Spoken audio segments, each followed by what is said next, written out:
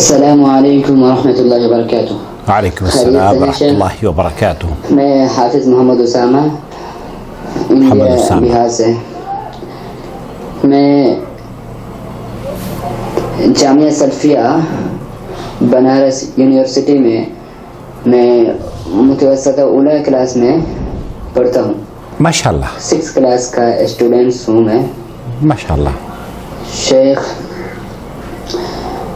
آپ یہ جو بہت بڑا کام کر رہے ہیں ماشاءاللہ بہت بڑا کام ہے. انشاءاللہ اللہ تعالیٰ آپ کو اس کا اجر ضرور دیں گے انشاءاللہ. انشاءاللہ. شیخ یہ میرا ایک سوال ہے. جو دنیا میں جو چھائے ہوئے اقبال محمد اقبال شاعر علامہ اقبال جی، تو ان کا ایک نظم ہے سارے جہاں سے اچھا ہندوستان ہمارا. یہ نظم 15 اگست ہندوستان میں، جیسے ہندوستان میں جو منایا جاتا ہے آزادی 15 اگست اور 26 جنوری جی جی، تو ان دنوں میں اس نظم کو پڑھا جاتا ہے. ٹھیک ہے. اس نظم کو ہندو مسلم سب پڑھتے ہیں. تو اس نظم میں ہندو کا لفظ آیا ہے سارے جہاں سے اچھا ہندو ستا ہمارا. جو یہ ہندو کا لفظ ہے کیا شیخ اس کو ہم پڑھ سکتے ہیں؟ ہم مسلمان اس کو پڑھنا جائز ہے؟ اس میں پڑھنے میں کوئی تو اعتراض تو نہیں ہے؟ نحمدہ ونصلی علی رسولہ الکریم، اما بعد. آپ دیکھ رہے ہیں نور ٹی وی جدہ اور میں ہوں آپ کا دوست، آپ کا ہوسٹ محمد عاقل. ہمارا ایک چینل گزشتہ ہفتے یوٹیوب نے بلاک کر دیا ہے. براہ کرم ایک نیا چینل ہم نے بنایا ہے، اس کو آپ سبسکرائب کر لیجئے. یہ لنک آپ کی خدمت میں پیش کر دیا گیا ہے تاکہ ہمارا رشتہ مضبوط سے مضبوط ہوتا رہے. اور ڈسکرپشن باکس میں بھی ہماری تمام تفاصیل آپ کی خدمت میں پیش کر دی گئی ہیں. ٹک ٹاک اور انسٹاگرام اور دیگر وسائل جو ذرائع ابلاغ کے پلیٹ فارمز ہیں ان کو بھی آپ کی خدمت میں پیش کر دیا گیا. براہ کرم جڑ جائیے اور سبسکرائب کر لیجئے ہمارے تمام چینلز کو. آج کا سوال آپ نے سن لیا ہے، سارے جہاں سے اچھا ہندوستان ہمارا، ہم بلبلیں ہیں اس کی، وہ گلستاں ہمارا اور یہ گلستاں ہمارا. اس طرح کے خوبصورت کلمات علامہ اقبال رحمۃ اللہ علیہ نے لکھے تھے، اور آزادی سے پہلے سے لے کر یہ اتنے خوبصورت کلمات ہیں کہ ہر شخص انہیں گنگناتا ہے، چاہے وہ ہندو ہو، مسلمان ہو، کرسچن ہو یا کوئی بھی ہو. جو بھی ہندوستان میں بستا ہے اس کا دل یا اس کی زبان جب اس ترانے کو یا اس نظم کو سنتی ہے تو وہ اسے دہرانے لگتا ہے. کیوں نہ ہو، کیونکہ اس کے الفاظ بہت خوبصورت ہیں. بھائی ہمارے حافظ اسامہ جو ہیں جامعہ بنارس سلفیہ کے طالب علم ہیں، 6ٹھی جماعت کے. یہ وہ ادارہ ہے جس ادارے سے ہندوستان کے اندر سلفی منہج کی اور قرآن و سنت کی بالادستی کے لیے جو علماء خدمات انجام دے رہے ہیں اور جو طالب علم وہاں تعلیم حاصل کر رہے ہیں، یہ سب کے سب قابل مبارکباد ہیں. اس لیے کیونکہ وہ ہندوستان، جس ہندوستان کے بارے میں علامہ اقبال رحمۃ اللہ علیہ نے فرمایا تھا کہ سارے جہاں سے اچھا ہندوستان ہمارا، یہ وہی ہندوستان ہے جس ہندوستان میں جامعہ بنارس سلفیہ بستی ہے. اور اس سلفیہ جامعہ بنارس سلفیہ کے اساتذہ، علماء اور مشائخ اور اسٹوڈنٹس قرآن و سنت کی بالادستی کے لیے، سلفی منہج کی عقیدے کی نشر و اشاعت کے لیے جد و جہد کرتے رہتے ہیں. اللہ تعالیٰ اس ادارے کو دن دگنی رات چوگنی ترقی عطا فرمائے، اور اللہ رب العالمین جو لوگ اس سے جڑے ہوئے ہیں ان کی خدمات کو اللہ تعالیٰ قبول فرمائے، اور جو لوگ اس کے ساتھ متعاون یا اس کو مدد کرتے ہیں اللہ رب العالمین ان کے محلات جنت میں بنوائے. آمین یا رب العالمین. آپ نے سوال سن لیا ہے. بر صغیر میں جب ہندوستان ایک پاکستان وجود میں نہیں آیا تھا اور علامہ اقبال رحمۃ اللہ علیہ نے ہندوستان کے بارے میں بات کہی تو میں نے یہ سوچا کہ اسے سب سے پہلے میں پاکستان بھیجوں اور پاکستان کے عالم دین سے اس کے بارے میں رائے لوں. تو ایسا ہی ہوا. میں نے ہندوستان بھی بھیجی اس سوال کو اور پاکستان بھی بھیجا. سب سے پہلے میں لے کر چلوں گا آپ کو پاکستان، کراچی، جہاں فضیلت شیخ قاری خلیل الرحمن جاوید حفظہ اللہ اس سوال کا جواب دے رہے ہیں. اور پھر اس کے بعد لے کر چلوں گا دہلی، جہاں فضیلت شیخ رضا اللہ عبد الکریم مدنی حفظہ اللہ اس پر تبصرہ اور اس کا جواب آپ کی خدمت میں پیش کریں گے. لے کر چلتا ہوں بغیر تمہید کے کراچی. السلام ورحمۃ اللہ وبرکاتہ. السلام ورحمۃ اللہ. میری دعا ہے اللہ رب العالمین اس بچے کو دین کا بہت بڑا عالم بنائے، داعی بنائے، کتاب و سنت کا داعی بنائے اور کتاب و سنت کا عامل بنائے. اچھی بات ہے انہوں نے پوچھا.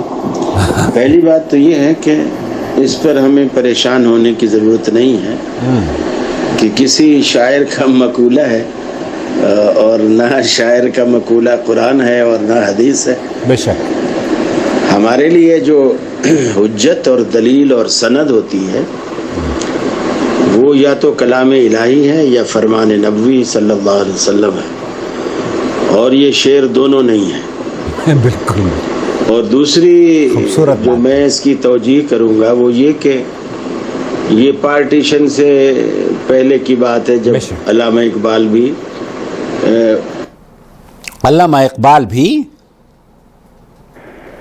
اسی میں، یعنی ایک تو یہ کہ جب میں ریکارڈنگ کرنے کے لیے بیٹھتا ہوں تو بہت سے ایسے لوگ ہیں جو کہ کال کرنا شروع کر دیتے ہیں. بہرحال میں آپ کو اس سوال کو اس کا جواب دوبارہ سے ریکارڈ کروں گا.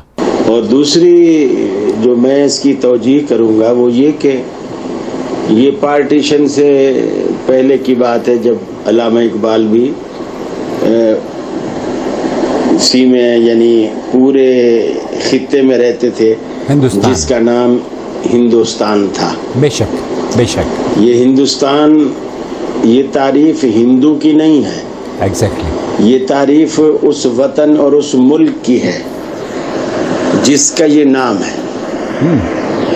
اب نام کسی کا کوئی بھی ہو تو نام تو ہر کسی کو اپنا اچھا لگتا ہے نا. بے شک بے شک. اس وقت یہ ان کا وطن تھا اور اس کا نام ہندوستان تھا. بھارت بھی کہتے تھے اور ہندوستان بھی کہتے تھے، لیکن وہ شعر کی ایک ردیف اور بحر کی وجہ سے مجبور ہو کر وہاں جو ہندوستان کا لفظ جچتا تھا وہی جچایا. صحیح بات. یعنی وہ ملک اور اپنے وطن کی تعریف کر رہے ہیں، نہ کہ ہندو مذہب کی تعریف کر رہے ہیں. بے شک بے شک. اور دوسری بات یہ ہے کہ ہم پر کوئی لازم نہیں ہے کہ ہم اس ترانے کو گائیں اور اقبال کی اس نظم کو پڑھیں. تو آپ اس کی جگہ اقبال کی اور بھی نظمیں ہیں. یہ ضروری تھوڑی ہے کہ ہم گندی مکھی بن کر ہمیشہ سارے اچھے جسم کو چھوڑ کر جہاں زخم اور پھوڑا ہو ہم وہیں جا کے بیٹھیں. آپ شہد کی مکھی بنیں اور ہمیشہ پھولوں پہ بیٹھیں اور اچھی خوشبو، اچھا رس لیں اور لوگوں کے لیے شہد، شفا وہ تیار کریں. علامہ اقبال کی اور بھی اچھی اچھی نظمیں ہیں، آپ ان کو پڑھیں. صحیح بات. اور جیسے یا رب دل مسلم کو وہ زندہ تمنا دے جو قلب کو گرما دے، جو روح کو تڑپا دے. اس طرح ایک اور بھی علامہ اقبال نے کی نظم ہے، لب پہ آتی ہے دعا بن کے تمنا میری. یہ بچے اکثر اسکولوں میں بھی صبح پرے جب ہوتی ہے تو اس میں یہ اکثر پڑھتے ہیں. بالکل بالکل، ہم بھی پڑھتے تھے. زندگی شمع کی صورت ہو خدایا میری، ایگزیکٹلی. ہو میرا کام غریبوں کی حمایت کرنا، درد مندوں سے ضعیفوں کی محبت کرنا. تو کسی بھی شخص کی اچھی بات کو لے لینا چاہیے. بالکل. اور جو بات اچھی نہ ہو اسے چھوڑ دینا چاہیے. بالکل صحیح بات. سوائے کتاب و سنت کے کہ کتاب و سنت کی ہر بات اچھی ہوتی ہے اور ہر بات لینے والی ہوتی ہے. السلام علیکم ورحمۃ اللہ وبرکاتہ. السلام ورحمۃ اللہ وبرکاتہ. آپ نے سنا، بہت خوبصورت جواب دیا ہے فضیلت شیخ قاری خلیل الرحمن جاوید نے. آپ کو یہ جان کر حیرت ہوگی کہ علامہ اقبال کی جو اشعار ہیں وہ دراصل الفت اور محبت میں جکڑنے والے ہیں. اور یہ جو نظم ہے کہ سارے جہاں سے اچھا ہندوستان ہمارا، ہم بلبلے ہیں اس کی، یہ گلستہ ہمارا، واقعی خوبصورت الفاظ ہیں، خوبصورت اشعار ہیں. جب آدمی سنتا ہے تو اسے ریپیٹ کرنے کی کوشش کرتا ہے. بہرحال اب میں آپ کو لے کر چلتا ہوں دہلی، جو فضیلت الشیخ رضا اللہ عبد الکریم مدنی اس سوال کا جواب دے رہے ہیں. میں اگر ایک ملک سے، چونکہ یہ ایک ایسے تناظر میں لکھی گئی تھی نظم جبکہ ہندوستان اور پاکستان ایک ہوا کرتا تھا، اور میں اگر اس پر تبصرہ ہندوستان کے عالم کا لے لیتا اور پاکستان کے عالم کو چھوڑ دیتا تو میں سمجھتا ہوں کہ یہ میری طرف سے ناانصافی ہوتی. اس پر میں شکر ادا کرنا چاہتا ہوں ان دونوں علماء کا کہ انہوں نے جواب دیا. حالانکہ فضیلت شیخ شیر خان جمیل صاحب نے بھی بہت خوبصورت تحریر اس سلسلے میں پیش کی تھی، لیکن میں آپ کی خدمت میں سناؤں گا شیخ رضا اللہ عبد الکریم مدنی کو. وعلیکم السلام ورحمۃ اللہ وبرکاتہ. وعلیکم السلام ورحمۃ اللہ. شاعر محمد اقبال، علامہ محمد اقبال کی یہ نظم وطن کی محبت میں کہی گئی ہے. بے شک صحیح بات. اور اس کے پہلے شعر میں جو سارے جہاں سے اچھا ہندوستان ہمارا، تو ہندوستان اس وطن کا نام ہے. اس کا مطلب یہ نہیں ہے کہ آپ لفظ ہندو پہ اٹک کے رہ گئے. ہند اصل میں اس ملک کا نام ہے ہند. اور یہاں کے رہنے والوں کو جغرافیائی اعتبار سے ہندو کہا جاتا ہے، جیسے امریکہ میں رہنے والے آدمیوں کو امریکی کہا جاتا ہے. سعودی عرب میں سعودی، برطانیہ میں رہنے والے آدمیوں کو برطانوی یا انگریز کہا جاتا ہے، انگلینڈ کی طرف نسبت کرتے ہوئے. بالکل بالکل. عرب میں رہنے والے آدمیوں کو عربی کہا جاتا ہے، سعودی ہیں، قطری ہیں. اسی طرح سے دیگر ممالک ہیں. چین میں رہنے والے آدمیوں کو چینی کہا جاتا ہے. ایسے ہی اس خطے میں رہنے والے لوگوں کو ہندو کہا جاتا ہے. تو جغرافیائی اعتبار سے ہندو ہے نا کہ مذہبی اعتبار سے. صحیح بات ہے. مذہبی اعتبار سے یہاں سعودی عرب میں اکثر لوگ جب ہمیں پکارتے ہیں نا تو وہ بعض مرتبہ ہمیں ہندی کہہ کر بھی پکارتے ہیں. تو اس کا یہ مطلب نہیں ہے کہ یہ ہندو سے نسبت دی جا رہی ہے. اب پھر جاری رکھتا ہوں، آپ کی یہ سن لیجئے. یہاں جو ہندو جن کو ہم لوگ کہتے ہیں جی، وہ ان کا یہ نہ تو دینی نام ہے، نہ مذہبی نام ہے، نہ ان کی کسی کتاب میں یہ آیا ہے کہ وہ ہندو ہیں، اور نہ ہندو کوئی دھرم ہے. عرب والوں نے دریائے سندھ کو دریائے ہند کہا تھا. اوکے. سین کی جگہ ہے کا تلفظ کیا، دریائے سندھ. تو دریائے سندھ سے مل کر اور اس کے بعد رہنے والے لوگوں کو سب کو ہندو کہا گیا. جی. یہ اس وقت کے سیاحوں نے جو عرب سے آتے تھے یہاں تجارت کرنے کے لیے، انہوں نے یہ نام دیا تھا. اور اسی وقت سے اس ملک کا نام ہندوستان مشہور ہو گیا.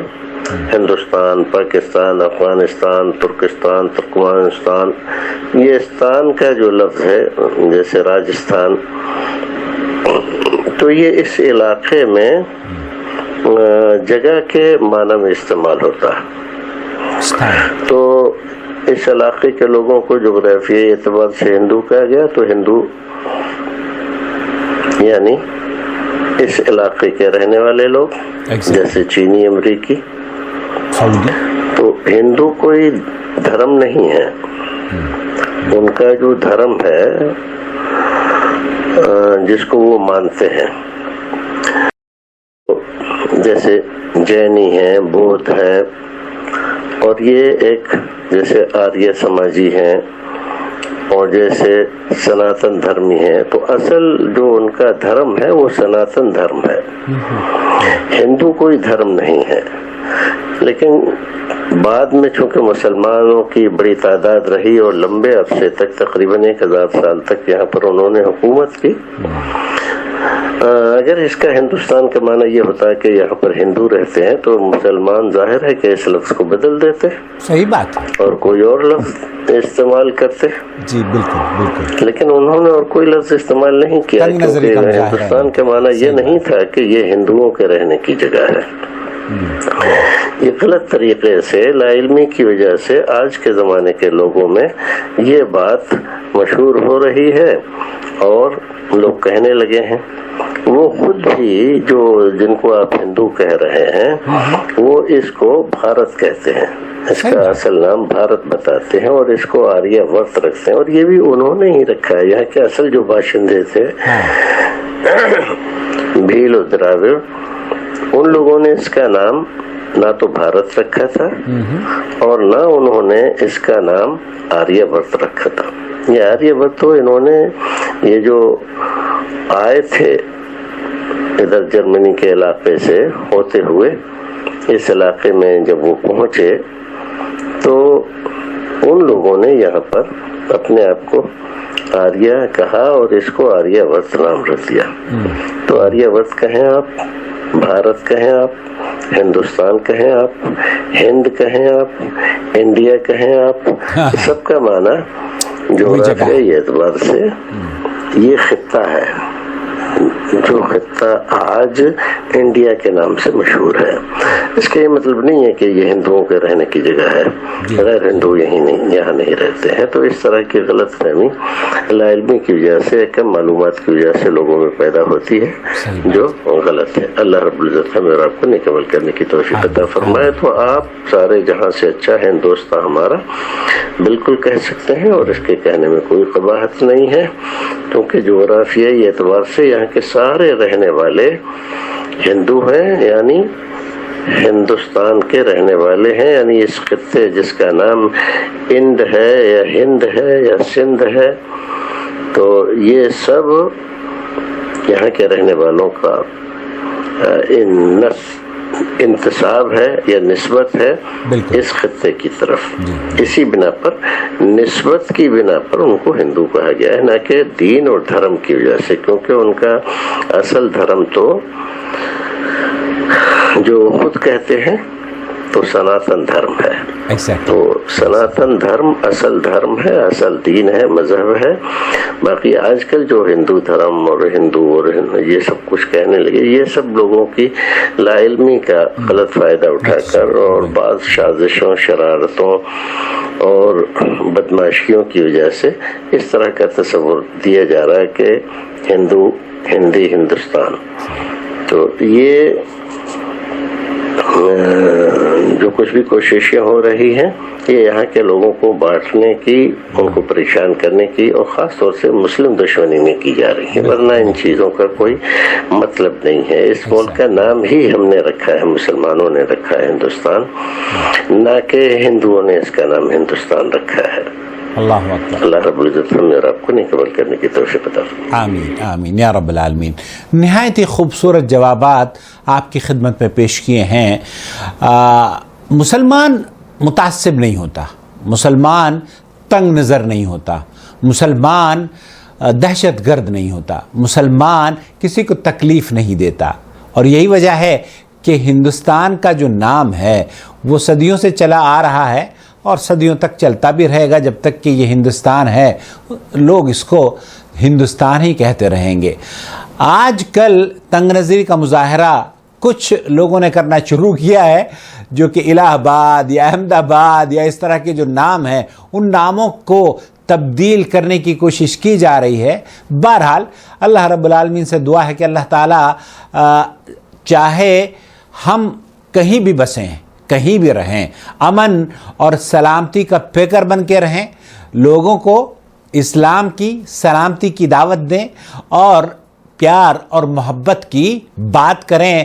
وہ بات کریں جو کہ علامہ اقبال نے کہی تھی کہ سارے جہاں سے اچھا ہندوستان ہمارا, ہم بلبلیں ہیں اس کی, یہ گلستہ ہمارا. اور خوبصورت اشعار قاری خلیل الرحمن جاوید صاحب نے جو بیان کیے وہ ہم اپنی بچپن میں پڑھا کرتے تھے کہ لب پہ آتی ہے دعا بن کے تمنا میری, زندگی شمع کی صورت ہو خدایا میری.